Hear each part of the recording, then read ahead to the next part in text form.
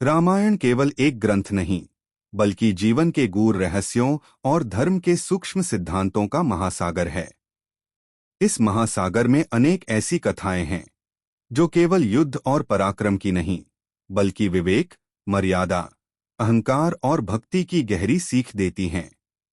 इन्हीं कथाओं में एक अत्यंत रहस्यमयी और कम कही जाने वाली कथा है, हनुमान और बाली का युद्ध। दक्षिण भारत की पावन भूमि पर स्थित थी किष्किंधा नगरी।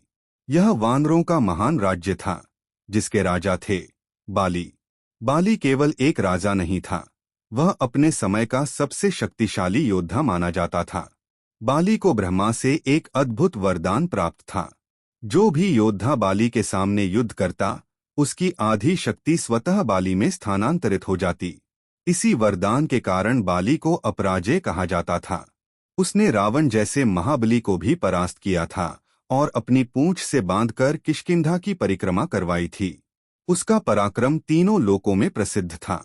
इसी किष्किंधा में एक दिन वानर रूप में एक साधारण से दिखने वाले परंतु असाधारण शक्ति वाले योद्धा का आगमन हुआ, पवन पुत्र हनुमान। हनुमान उस समय श्रीराम के सेवक के रूप में सीता माता की खोज में निकले हुए थे और उनकी भेंट सुग्रीव से हुई, जो अपने ही भाई बाली से पराजित होकर वन में शरण लिए हुए था।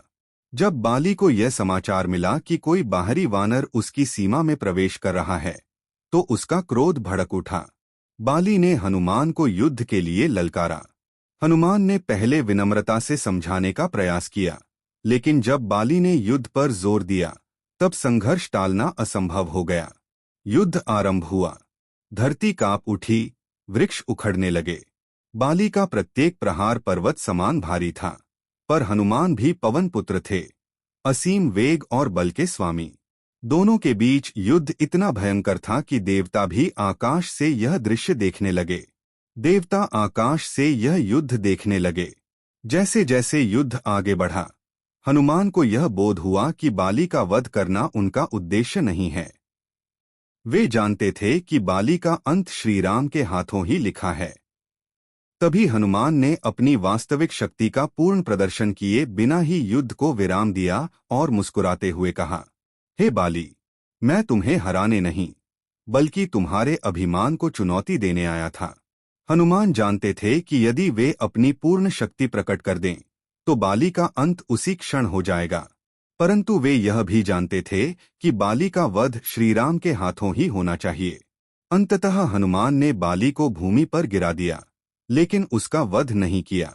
उन्होंने कहा, हे बाली, शक्ति का अर्थ दूसरों को कुचलना नहीं, बल्कि स्वयं पर विजय पाना है। यह सुनकर बाली स्तब्ध रह गया। उसे पहली बार यह अनुभव हुआ कि यह वानर साधारण नहीं है। उसी क्षण हनुमान ने स्वयं को श्रीराम का दूत बताया और सुग्रीव के साथ हुए अन्याय का स्मरण कराया। यही वह क्षण था जब भाग्य ने करवट ली। आगे चलकर श्रीराम के हाथों बाली का वध हुआ और सुग्रीव किष्किंधा के राजा बने। हनुमान और बाली का यह युद्ध हमें यह सिखाता है कि बल से बड़ा विवेक होता है और अहंकार अंततः पतन का कारण बनता है। अगर आपको यह कथा पसंद आई हो तो वीडियो को लाइक करें, चैनल को सब्सक्राइब करें और कमेंट में जय श्री राम अवश्य लिखें। ऐसी ही पौराणिक कथाओं के लिए वीडियो को शेयर करना न भूलें।